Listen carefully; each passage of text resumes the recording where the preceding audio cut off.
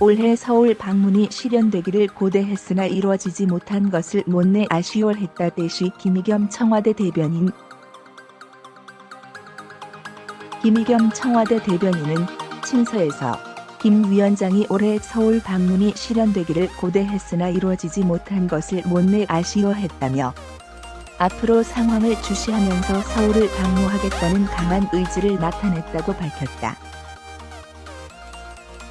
이어 김 위원장은 두 정상이 한 해에 3번씩이나 만나며 오랜 대결 구도를 뛰어넘는 실질적이고 과감한 조처를 이뤄냈고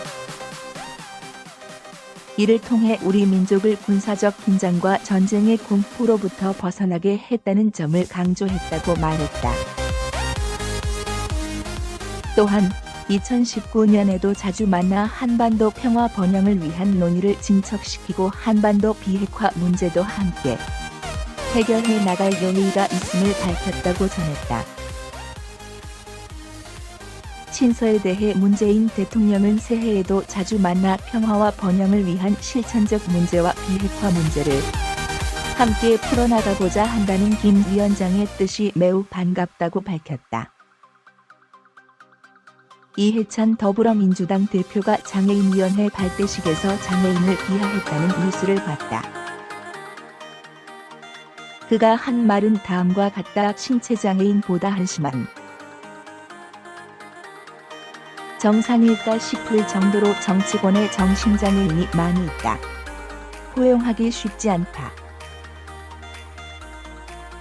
다수 뉴스에서 앵커들은 이를 비하하는 듯한 또는 비하하는 것으로 해석할 수 있는 등의 완곡한 표현을 쓰며 보도했다. 그러나 해당 발언은 명백히 장애인을 폄하하고 비하한 말로서 이는 신체나 정신의 차이를 기준으로 정상과 비정상을 가른 차별이다. 또한 우리 헌법 제2장 국민의 권리와 의무 맨 앞에 나오는 제10조 모든 국민은 인간으로서의 존엄과 가치를 가지며 행복을 추구할 권리를 가진다. 국가는 개인이 가지는 불가침의 기본적 인권을 확인하고 이를 보장할 의무를 진다를 정면으로 부정하는 발언이다. 공당이자 집권여당 대표로서 절대 있을 수 없는 발언이다. 실수라고 뭉쳐서도 안 되고 사과로 끝내고 넘길 일도 아니다. 문재인 대통령이 더불어민주당의 대선 후보로서 당선되어 시작된 문재인 정부가 집권 이후 지속적으로 표방하던 사람이 먼저인 나라가 나라다운 나라라는 국정 이념의 방향과 대치되기 때문이다. 곧 2019년을 맞이하는 지금 우리나라가 진실로 한 명 한 명의 국민들이 가진 주권자로서의 권리를 인정하는 민주주의 국가라면 이러한 발언을 아무런 문제의식 없이 한 정당 대표가 자리를 지키는 것을 용인해선 안 된다.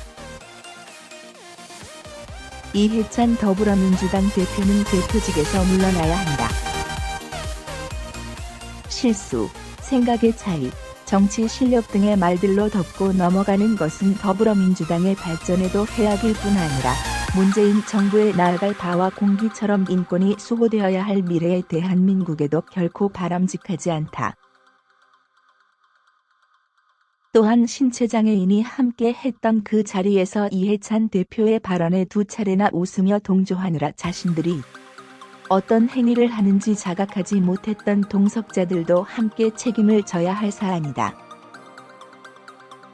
이해찬 더불어민주당 대표의 장애인 비하 발언을 용인해선 안 된다.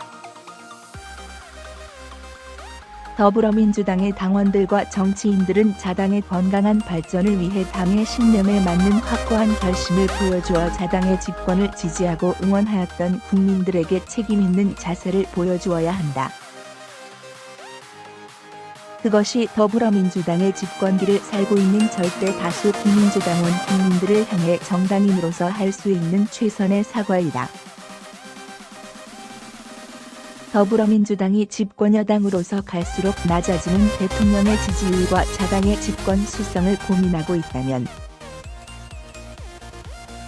먼저 자신들이 충분한 자격이 있다는 것을 우리 민주주의 사회를 구성하는 시민이자 나라의 미래를 생각하는 국민 앞에 보여주어야 한다. 이해찬 더불어민주당 대표는 당대표직에서 물러나야 한다. 항소심 재판 첫 출석한 이명박을 당황하게 만든 질문. 다스 비자금 횡령 뇌물수수 등 혐의로 재판에 넘겨진 이명박 전 대통령 77에게 1심에서 징역 15년과 벌금 130억 원이 선고된 이박의 항소심 재판이 2일 시작됐다. 1심 재판 당시 건강을 이유로 선고 공판 등에 불참한 이명박은 이번 항소심 첫 재판에서는 모습을 드러냈다. 이날 재판에는 정동기 전 민정수석, 이재호 전 의원 등을 포함한 측근 10여 명이 참석했는데 이명박이 출석하자마자 측근들은 일어나 이명박을 맞이하기도 했다. 법원은 재판을 시작함과 동시에 피고인 이명박 씨라고 부르며 출석을 확인했다. 이후 재판장이 주민번호를 묻자 이명박은 자신의 생년월일인 41만 1219를 외친 뒤에 번호를 모르겠습니다라며 멋쩍게 웃기도 했다. 그간 자신의 주민번호를 사용할 일이 적었다면 충분히 있을 수 있는 일이었다.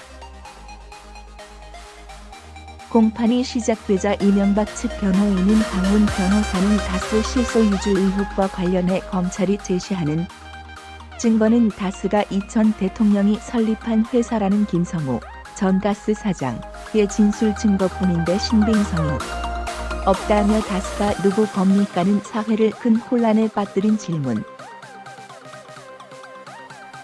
제3자들이 다스가 이전 대통령 것이라고 주장하면서 혼란이 빚어졌다고 변호했다. 또 국정원 특활비 상납 혐의와 관련해서 변호인 측은 기소 자체가 잘못됐다라며 박근혜 전 대통령이 특활비 사건에서 유죄가 나온 이유는 국정원 자금을 개인적으로 사용한 것이 이유인데 이 건은 모두 공적 영역에서 사용됐다고 반박했다. 한편 검찰은 이명박이 청와대를 동원해 다스 미국 소송을 지원하게 한 혐의와 관련해 1심은 다스 미국 소송이 피고인의 영향력과 대통령실 공무원들의 업무가 대통령 보좌의 역할임을 간과한 판결이라고 말하며 이명박이 구체적 개별적 지시를 하지 않았다고 해도 순차적으로 공무원에게 의무에 없는 일을 하게 한 것으로 직권남용이 성립한다고 설명했다. 그러면서 검찰은 이 전 대통령의 혐의가 피해자에게 심각한 피해를 야기하고 범죄 수익을 은닉하는 등 가중 요소가 다수 존재함에도 그에 못 미치는 징역 15년이 선고됐다라며 원심의 양형이 부당했음을 주장했다. 청와대가 임종석, 한병도, 윤영찬 등 비서진을 교체할 듯 보인다. 청와대가 이르면 다음 주 비서진 개편을 단행한다. 청와대 측은 다수의 언론사와의 인터뷰에서 일부 비서진의 후임자를 물색 중이며 인사검증을 하고 있다. 고 밝혔다. 문재인 대통령은 다음 주 중반쯤 예정된 연두 기자회견에 새로운 참모진 진용을 선보이는 방안을 검토하고 있는 것으로 보인다. 교체의 이유는 청와대 측은 이번 인사교체가 기존 비서진에 대한 경질 차원은 아니라고 말했다. 한 여권 고위 관계자는 한겨레와의 통화에서 이번 인사교체가 경질이라기보다는 분위기 쇄신 차원의 인사라며 문재인 대통령이 청와대 보좌진 개편 필요성에 공감하고 민주당 지도부는 물론 청와대 내부 인사들에게서 들을 의견을 들었다며 라고 말했다. 교체 대상은 교체 물망에 오른 대표적인 인물은 임종석 대통령 비서실장이다. 이외에도 한병도 정무수석과 윤영찬 국민소통수석의 교체가 거론되고 있다. 임종석의 교체 이유에 대해서는 재직 기간이 1년 7개월을 넘어서 비서실장으로서는 제법 긴 임기를 보낸 게다가 2020년 총선 출마 가능성 등을 고려하면 이번이 교체의 적기라는 분석이다. 한병도 정무수석은 총선 출마를 준비 중이기 때문에 이번에 교체 물망에 올랐다. 조국 민정수석은 사법개혁 업무를 지속하기 위해 유임될 것으로 보인다. 정의용 국가안보실장 역시 교체 여부가 검토됐지만 일단 올해는 한반도 평화 프로세스 이행의 연속성 등을 고려해 유임될 것으로 보인다. 후보로 거론되는 인물은 임종석 실장의 뒤를 이을 인물로는 노영민 주중대사가 유력하다. 노영민 대사는 2012년 대통령 선거 당시 문재인 후보의 비서실장을, 2017년 대선에서는 조직본부장을 맡았던 문 대통령의 최측근 인사로 분류된다. 한병도 수석의 후임으로는 강기정 전 더불어민주당 의원이, 윤영찬 국민소통수석의 후임에는 김의겸 청와대 대변인이 유력하다.